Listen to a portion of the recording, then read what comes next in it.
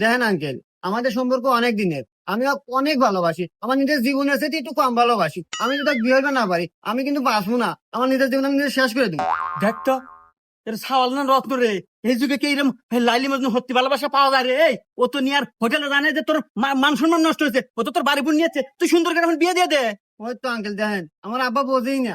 তারপরে দেখ বেহায়া কথা কইতে শালা ফিল্ম করে এই খারাপ। এই তুই কি জানিস যে এখনকার যুগের সালপাল সব তো প্রেম টেম হরে না, হোটেলে মোটেলে যা কি সব মান সম্মান নানান অবস্থা করে। আর তোর তো বাড়ি বোন নিয়েছে, একবার গোসালো কাজ দেয় কাম, তুই খালি এখন বিয়ে দিয়ে দিব তাই হওয়া যাবো। আর তোর মান সম্মান রাখবো জন্য তো বাড়ি বোন আনছে রে।